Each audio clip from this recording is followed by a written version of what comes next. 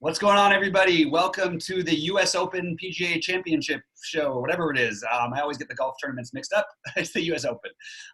Anyway, Sheets, we've got an interesting golf thing going on, but you said you wanted to talk some takes, and I said let's just wait till we get on air. So why don't we jump out with it? All right, so here's the thing. All right, one thing about DFS content overall with respect to golf, I find two things particularly, I don't say annoying. They're not annoying. They're just kind of interesting to me. That for a sport that is so kind of data driven and there's, you know what I mean? Like there's so many numbers involved or whatever. So much of the takes end up being just such like feel and narrative driven. It's like really, really funny. Like I watched one show where they were talking about different quotes coming out of some of these players as if it's going to impact the way that they freaking hit the fairway somehow, you know? So I don't know where I left off, but with respect to DFS content on in general, I find it amazing how many takes are completely predicated based on narratives and I don't want to say nonsense, but just extraneous stuff. Like I heard there was one show where they dedicated like a third of their time like analyzing like quotes of different players, like as if someone's quotes are going to be motivating him to actually hit the fairway more often than not on a course like the U.S. Open. And then like you see some people say, I just kind of have a feeling that this guy's going to do something or whatever it is. And I'm not saying whether that's right or wrong, but I find it kind of interesting that's what it actually comes down to. The other thing, which is just hopelessly tilting, okay? It's not tilting really, but I guess I learned to expect it, is if you go through your average, golf podcasts or even do one or two of them, you'll end up with people recommending literally every golfer in the field, okay? And it's just ridiculous, all right? Of course you can make a case for anybody. It's golf, but that's not really all too helpful. And then what you'll see is, and I tweeted this, I hope people understood the sarcasm of this earlier, is you'll see this, okay, so here for a course fit situation, this is what we need for the U.S. Open. So it's a really, really long course, so we're really going to need to favor people with distance off the tee. The other thing is that like the rough on the outside, the outer cuts are so kind of violent that you really want to be in the fairway. So you want to have a good combination of, you want to have distance, and you also want to have a guy that can like get it into the fairway. And then you know what? Because of that, you need guys with good approach games to the green, especially guys with long irons. So the real good long iron players are going to be good. And, people are going to have to be chopping it out of the rough. So if you're good with the 100-yard in wedge, that's what we're looking for. And boy, these greens are going to be so fast and gross and undulating that you really want a good putter. So these are the guys you really want to look for. I'm like, gee, thanks. Thanks a bunch. You know what I mean? So and it's really unhelpful.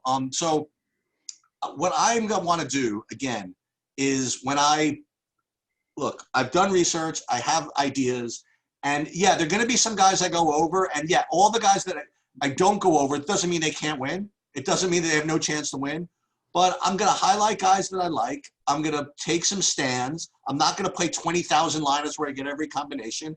And hopefully you guys will derive something from it. Yeah, man, and you've gone in the right direction. And actually, it's funny because we've actually both had our fair share of pretty decent sweat so far. We haven't gotten there quite, but we came close. I mean, we had the first week I think we played, we got the 20th and the 25th in the million. I remember we weren't playing that many lineups. We can do some things here. I actually feel good, and I think there's a couple of reasons for why the narrative-driven thing happens real quick before we start getting into the actual lineups. I think that part of the reason is that going back to Tiger, which is where most people's love of golf who are doing this came from. I mean, or at least he was the biggest person most of their life golfing. For him, narrative-driven things have been different. He's one of those guys where if he says, I feel good, he's come out and played well. When he says, I don't feel good, I'm still shaking things off, I'm 75, 80%, that's been pretty much the case.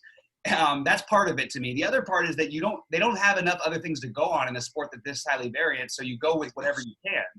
And I think there's a lot of room to pivot away from what other people are doing because of that. So let's get into it, man. Let's talk about it. I'd like to, but while I do that, I'm going to pull up the weather report real quick.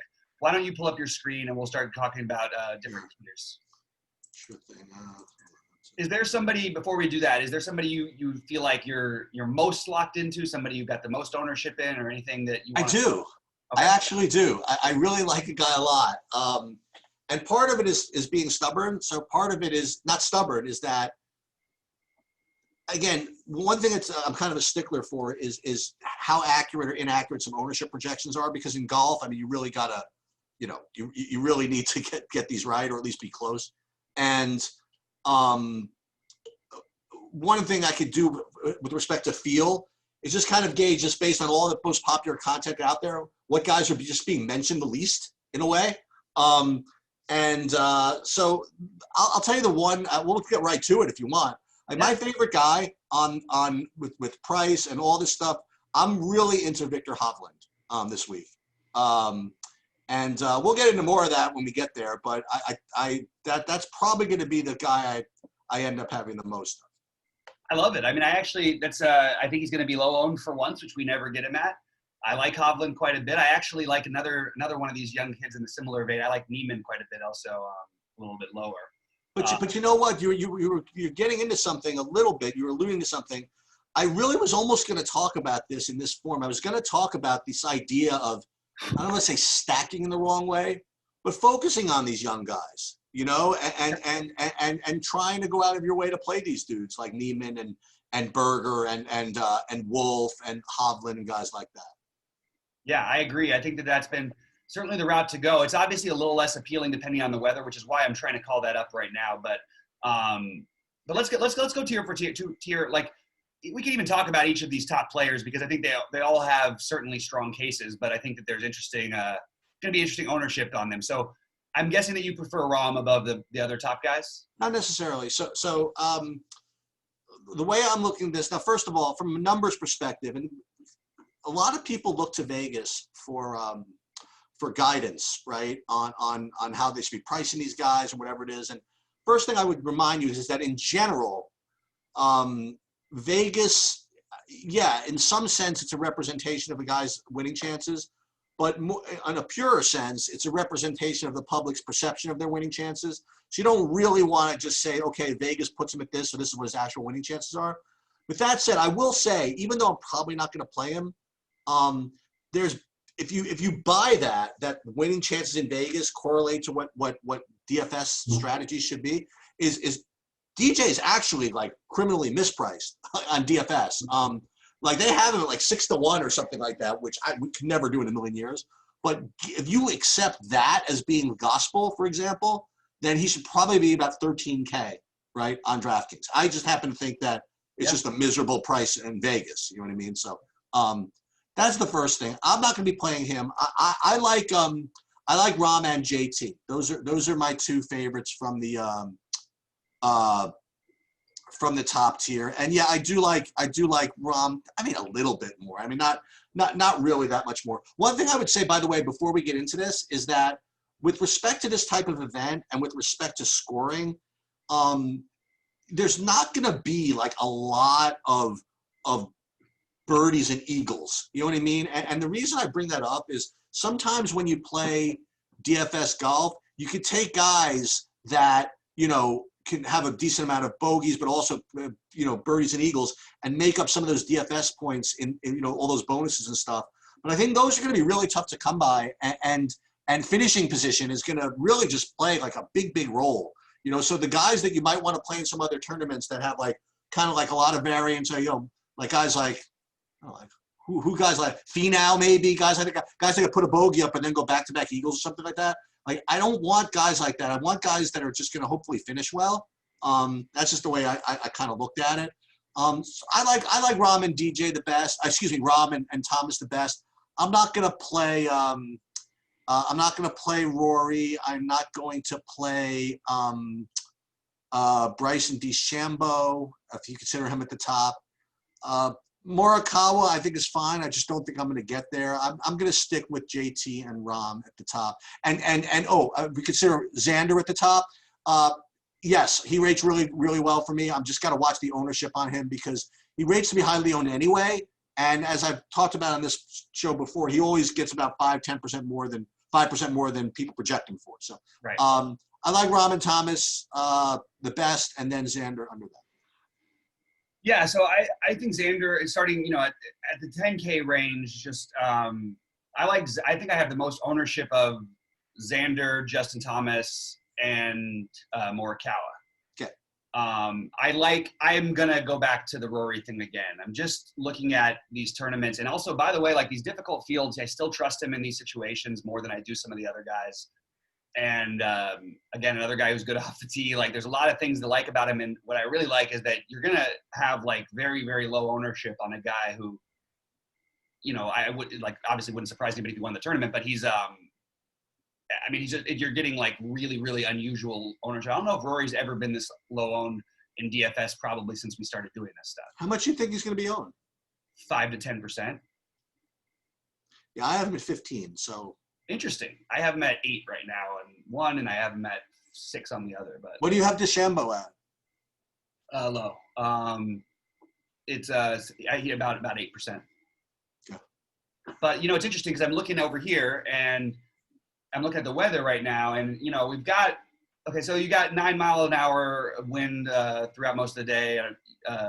Thursday, 14 miles on Friday, 12 on Saturday, 11 on Sunday. That's enough to make a little bit of a difference. And I want players who play in difficult conditions and can do that. And look, if there's a guy who can shoot you two under, Rory seems to be the guy. Doesn't that almost matter what the course is? He always shoots the same thing. So I kind of like Rory as the play. I feel like I've mentioned him all year long. He's hurt me at times. He's had some decent runs, but never quite got there. I do like Rory a little bit as a pivot off of these chalky guys. I'm going to have less Rahm and DJ than the field by a significant amount. That's sort of the guys I'm deciding to fade up top. I think they both end up in the 20+% range probably, and I think that I can do better. And I'm okay with eating a little bit of the Schauffele and Morikawa chalk at a cheaper price. You playing any DeChambeau or no? Like right now, I have him like as just below where the field has him, but basically like not overwhelmingly loving it. It's interesting. There's really nobody talking about him, and he could end up even being lower owned than I think that he's projected right now. So maybe he is an interesting pivot off of these other guys. I mean, if he finds his accuracy at all out of the fairway, I mean, it's a really, really long course. I mean, if he gets it going, he'll be hitting 8-iron when everybody else is hitting 6, and it's that's an edge. And there's what maybe just a couple of par 5s, and it's very tough to reach. So only like a handful of these guys are going to be able to even reach these things. So if he gets it going and somehow finds the fairways, I mean, his distance is going to be like a big deal. And that's the thing I struggle with on this type with this course in this tournament is how much to really reward distance, because in a GPP, right, if in fact they're finding the fairway with that distance, I mean, that's just an enormous edge to have on a course like this. But if you don't find the fairway, you're just screwed, Yeah, agreed. And I can definitely see the argument for him, especially because you've got what's probably going to be a pretty chalky Webb Simpson just beneath him. And it's certainly like, if you look at it, just who's going to, is Webb Simpson really going to outscore him 3 out of 4, 75% of the time here? Probably not. And that's what the ownership's going to reflect. So I would actually think that would be an interesting pivot off of Webb. You think Webb Simpson can win the tournament? I don't love him to win this tournament, but I like him to be in the mix. And that's not enough of a reason to play a ton of a guy who's going to be really popular at 9.7. But of course he can definitely win it, but it doesn't seem like it suits him as much. Are we really is the ownership being driven, I guess, because of his price is my question. Yeah, I guess. I don't, again, for me on this tournament, if I'm going to pay 10K, I really want like legit winning chances. I don't think this is his course, man. I think it's too long. I just do. And I guess he's a good bet to get the top 10 or something like that. The accuracy part of it is probably the part why people are gravitating towards him, because it is that tricky, and he's pretty accurate. That's my guess. I'm just guessing because I'm sure he's a good play, but I would rather Xander just gets it off a tee batter. I don't know. I think Xander's going to be the most popular. I think he's the most popular player, right? Like, or going to be at least one of the two. Yeah, as usual. And honestly, I just did an update, and Webb's ownership starts to look like it's creeping down a tiny bit. It's still in the 20s, but like still not quite as high as I saw it before. I really think that, yeah, I mean, you have the same thing with Cantlay, sort of a little bit. You know, a guy who I'm actually Cantlay because he's going to be a little lower owned. Yeah. I'll play a little bit of Cantlay too, and I'll play a little bit of Berger. But I'm not going to go crazy with these guys, and I'll probably be beneath the field on all of them, with the in the 9K range, with the exception of until we get all the way down to 9K, and that's Matsuyama. I'm not that interested in Finau, even though I understand the argument for it because the long course. I'll have a tiny bit of him, but I'm not going to go crazy with him.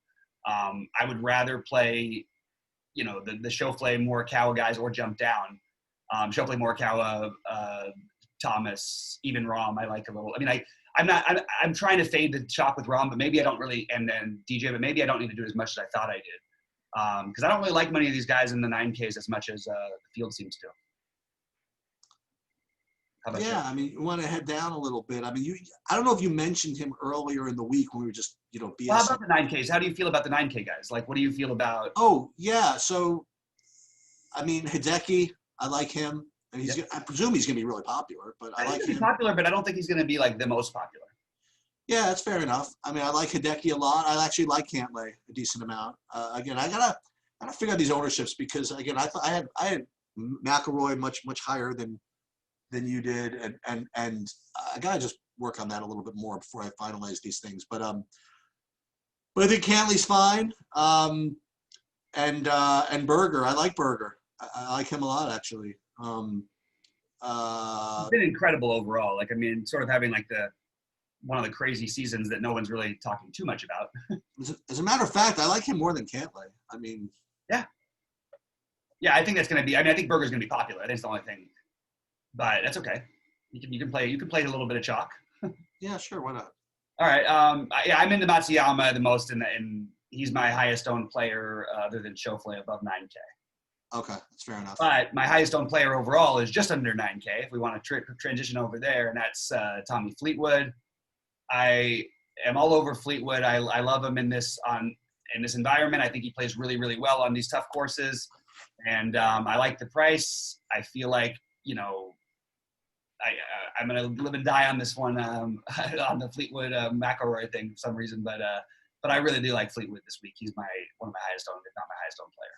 Yeah, it was interesting. I mean, he struggled a little bit. Then he went and he played, and I like this approach. I think, if I'm not mistaken, he went and he played some minor circuit event or something like that over the last couple of weeks to kind of get his game back. Yeah, he looks good.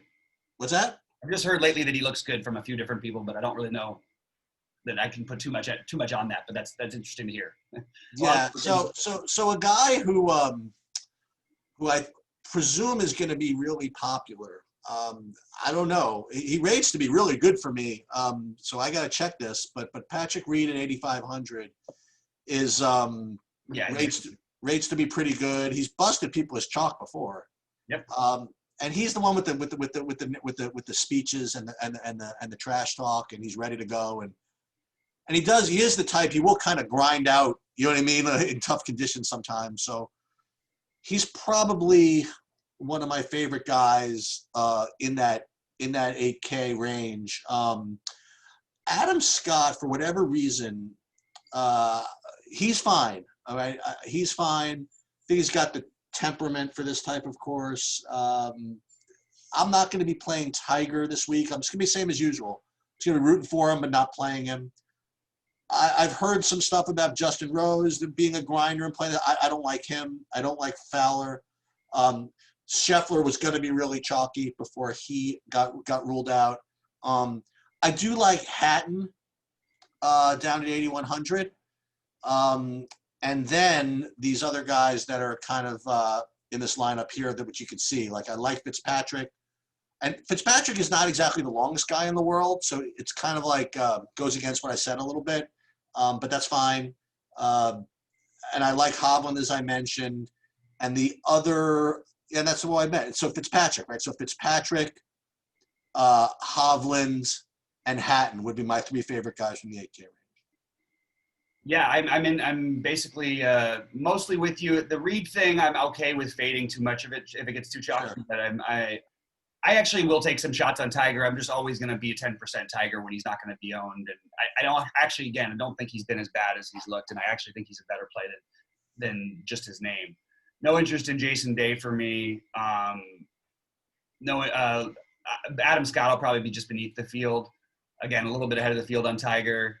I'll probably be with the field on Patrick Reed, beneath the field or near the field on Justin Rose, depending on where he ends up. No interest in Fowler. I love Hatton and Hovland in this range. Those are my favorite guys. I'm with you on that part. You want to go down to these? I'm not finding Fitzpatrick as much, and it's interesting because he's a guy who I do like to play, but it seems odd to me that all the advanced numbers that in projections and win prob of everything is so high on him, but I don't entirely understand why, because it doesn't seem like a course like made for him. It's not. So why is he being treated as if he's... Is he? I mean, I didn't know. I mean, I have him like maybe 12th best value or something like that. You know what I mean? Like, I don't, it's not like a big deal. Yeah. His ownership is reasonably high, and he's got the highest win percentage of anybody below Patrick Reed. Oh, is that right? Yeah, and Adam Scott has a reasonable one too. We're just ahead of him, but he's ahead of most of the guys who are ahead of him, and I just feel like that's kind of interesting. Anyway. Under 8K, people are telling me that I shouldn't be playing Harris English on this course, but I don't. I think I might anyway. So I like him. I like Matthew Wolf, as I mentioned before. Just like this kid. You know what I mean? He projects well, and I like him. You know, and he's young, and he could hit the crap out of the ball. You know, I don't think I'm gonna be playing Sungjae Im. He would be my next guy in this range that I like the most. And then what I struggle with again are these kind of short hitters that are going to be in the fairway, like Brendan Todd. Not exactly sure what I want to do with him. If he's going to be as low owned as I think he might be, I might just play him. But I'm not expecting a top 10 from him. You know what I mean? I'm expecting him to make the cut and, maybe sneak in the top 20. I just don't think he's got the distance to really just make a lot of headway on here. So those would be the guys I'm going to play from the 7K range. The rest, I'm not going to – we could just go over them. I'm not going to play Woodland or Answer or Lowry or Kisner, Spieth, Garcia, like any of these guys that I mentioned. You mentioned Neiman. You could talk more about him. I'm just not going to get to him. I'm going to just push back a tiny bit on the Brennan Todd thing just for a minute. Sure. He's been, other than the first 2 weeks since the restart, he's just been like super locked in, consistent, and at this price, you're going to be happy with the guy who finishes top 20, and that's basically what he's been sort of a near lock to do almost, except for the one cut at Wyndham and then the Northern Trust where he had the bad Saturday. I think he's interesting. I know it's not his ideal course, but he's just solid, consistent. He does not miss fairways very much.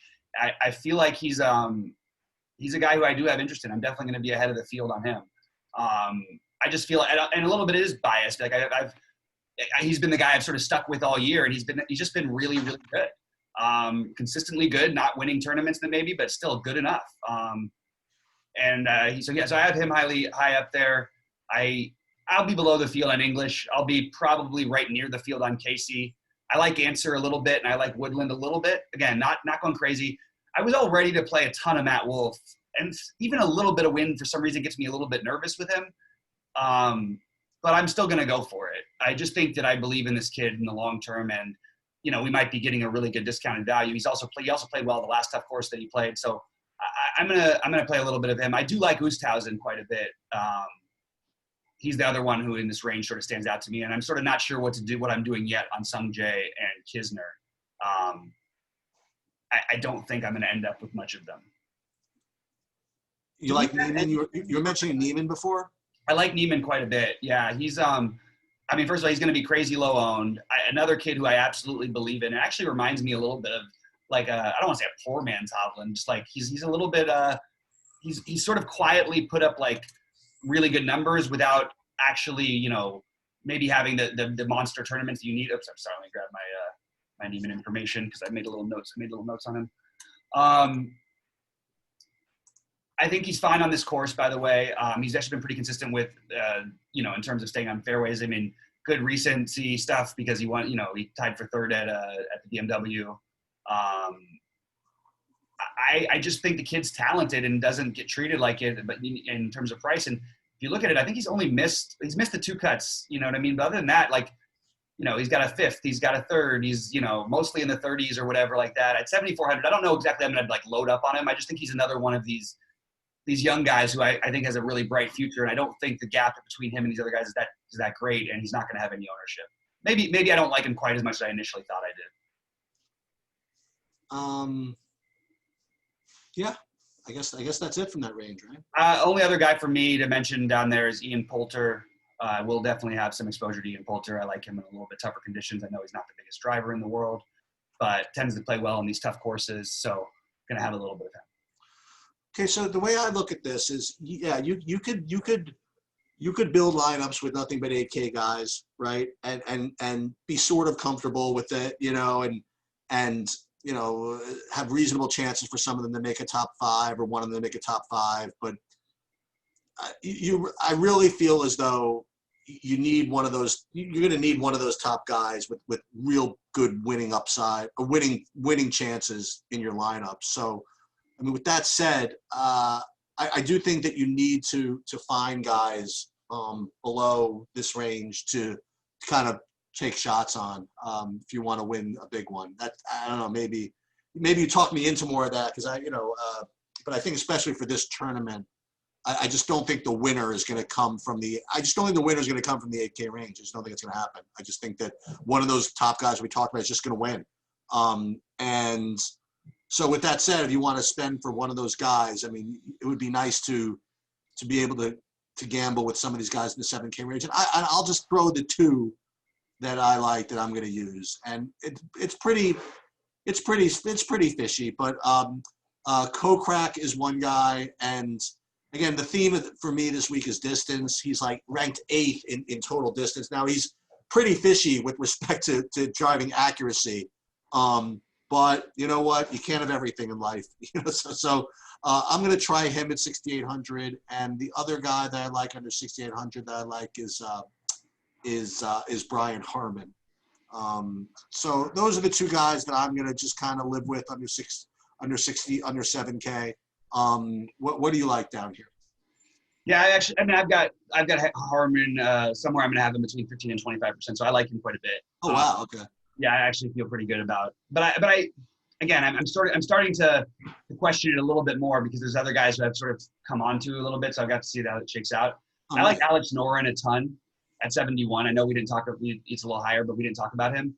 I don't understand some of the way these pricings work, and even some of the advanced stats may not tell you this guy is the greatest or whatever. And he also some of his results have been on some of the sub tours. But like, listen to these like results, you know. So he's tied 40, tied for 8th, tied for 22nd, tied for 9th, tied for 3rd. Those are his last 5 tournaments. I don't mind any of that on this particular course at 7,100. He's just been in really good form.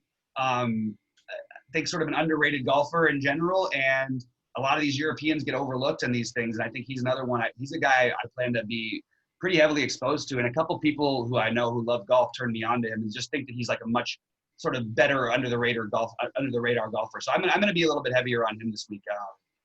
I think he could definitely make a nice run. He's been really good in these when we've had these tough fields with all the good players. So I like him. My number 1 guy down here, other than, well, I guess he's number 2 in that range, but I really like Ches Reavie. Really good on these courses. Even though he's not a huge driver, I'm looking for more consistency and maybe avoidance more than you are maybe. So I like Reavie quite a bit, and I think he's the best player. I think he's the best point per dollar option under 7K that I feel the safest about, which I don't feel totally safe, but I feel somewhat safe about. I have a tiny bit of interest in Thomas Peters. I did have a 5% program in for Kokrak, but nothing too crazy. And I'm going to stay on brand a little bit and at least get a few shares of Benny on. It's funny. Somebody wrote a tweet the other day and said it was to Benny on, and it said, my bets for the U.S. Open, Ben on to win, Ben on to top 10, all this stuff. And On responded to it. He wrote, just so you know, I shot 8 over yesterday. I saw that actually. That was awesome, man. And honestly, that shouldn't be a reason you want to play somebody, but it kind of like, I don't know what it was. It's just, I really like this guy, but I'm just going to, it's more of a fun play, but I still think there's some merit for him. He's also played really well on these tough courses. He actually played well on long courses, which is odd because he's not a huge driver. And I like Kevin Streelman. Those are my guys. I'll tell you the other guy, by the way, just below Kokrak, I'm also going to play is Munoz? Is Munoz. Yeah. I knew you were going to say that. I was like ready for the Munoz. I actually feel like Munoz is a pretty solid play, and I mean, it's just he's a guy worth. I don't think so at all. I don't think he's solid at all. But no, I mean he's in good form. He's, you know what I mean. Like he can hit the hell out of the ball. I mean, if it's what you're asking for, he's super cheap and he's going to be low owned. Why not? We'll see. I mean, Adam Hadwin, this is not his course, but at 6,600, it kind of raises an eyebrow because you're like, this guy's a cut maker. You know what I mean? Like, I kind of think you can feel okay about having a guy like Adam Hadwin in your lineup too, or taking a shot with Ryan Palmer. Do you like anything? I didn't like him, but I heard someone make an okay case for him. I'm not going to get to him. Do you like any of Van Rooyen or no? Same thing with the South African guys for me. Like, I think they all, you know, you could say all of them. They're used to wind and they're used to having long courses. That's how they play out there. So from that perspective, I do like him a little bit, but I don't like him to go. I'm not going to go crazy on him. We're talking about like maybe a 10 to 15% play. But I am going to try and load up on these guys because I'm telling you, it happens every tournament. A couple of these guys end up making the top 10, and you can and they're always like 1 or 2% owned. So I'm spreading those guys out and fading some of the chalkier, higher end guys, and sort of, you know, building a couple. I'm going to put 2 of Schauffele and Morikawa and Rory and Thomas in most of my lineups. And then I'm going to get a couple of the lower guys and then middle it out. Yeah, sounds good. I'm just kind of trolling the bottom here to see if there's anybody else worth noting. Yeah, Rory Sabatini I've sometimes played, but I don't think so. He's an interesting one because the conditions, I don't like him in these things, but I mean, he was the late add-on, you know, after the COVID stuff for the Horsfield. So right. You could take a shot there. I mean, I don't mind if you're like, he's a guy who can put up numbers. So if he shoots 5 over, he's going to be better probably than everybody else who shot 5 over, you know? That's what he's got going for him. I mean, if I have less English, I do this. I could probably get another. And then you can get one of these. Then you can get Webb if you wanted him, for example. Or DeChambeau if you want. Or DeChambeau if I want. You know what? But yeah. The other thing you need, by the way, on this course, I mean, you need to have some kind of temperament. You know what I mean? Because you're not going to be in the fairway every freaking round. You know what I mean? And I just know if I play DeChambeau, he's going to put a freaking 10 up there. He's just going to. I mean, it's like, I don't know. I think a lot of guys are going to put up, maybe not 10s, but they're going to put up big numbers on a lot of holes. So I'm okay. You know, Sheets, one thing I wanted to talk real quickly about before we get out of here, because I think it's been important, is noticing, especially on the no-cut tournaments like we've had lately, really trying to pick the guys who can put up better numbers and just guys who are a little bit more, basically you kind of want guys who are a little bit more wild. What's odd is like guys like Rory, who actually has been making more birdies, but he's also been making more bogeys than most guys have. Guys who can maybe make more eagles. This is a tougher course for a lot of that, so I'm looking more at avoidance than I usually would. But there is something to be said for, like, there are guys, if you have guys who finish, 19th that are way outscoring guys who finish 10th, and it happens every week. So trying to do that, and maybe again this is not the week for it, but it sort of does speak a little bit to maybe taking a shot on some of these longer hitters and guys who might be able to get there in 2 on some of those par 5s or even get there in 3, because I think it's going to be tricky for some of the people to do that even. Anyway, so that's just something I wanted to mention. And Ben Yan was one of those guys who always fits that category because he's so up and down with his putter.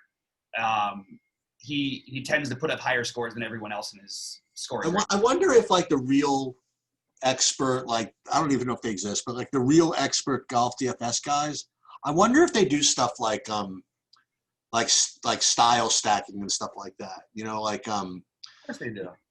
No, that's what I mean. I mean, like they'll play like 6 guys that are really good in the wind. You know what I mean? Like, and just with the idea that if it's really, really windy, that they'll all correlate well together and stuff. Yeah.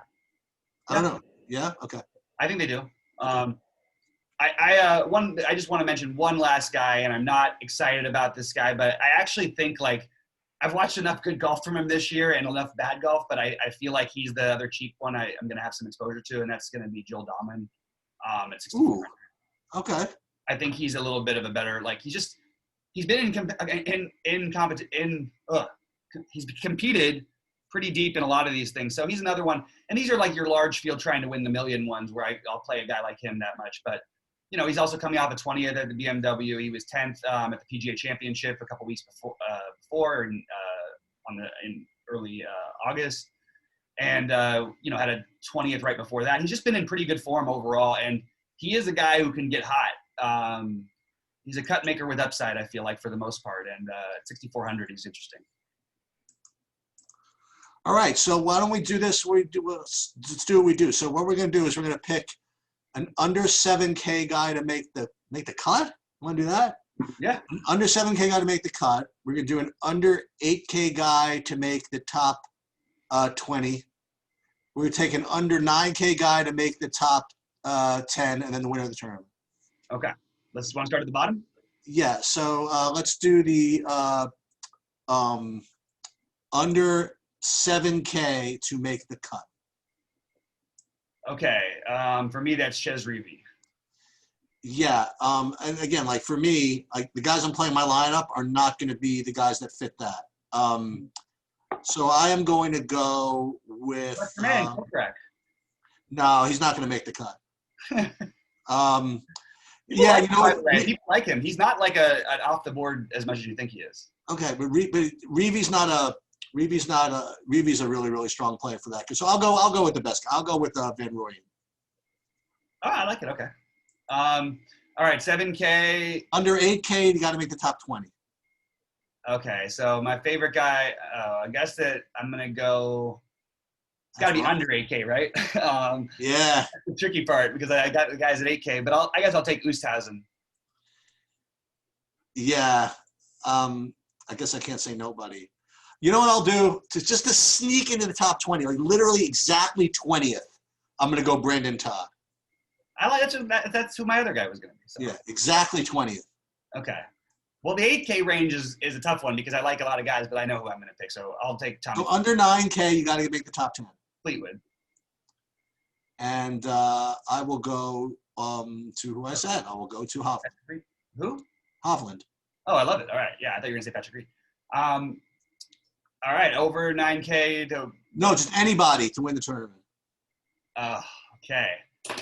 I want to take my really long shot is Fleetwood, but... Ooh, you're going to double up with the same dude, huh? I don't want to do it, though. I think that I'll...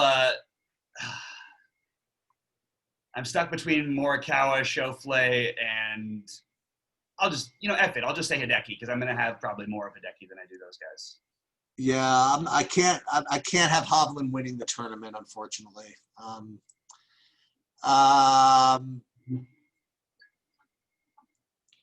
right,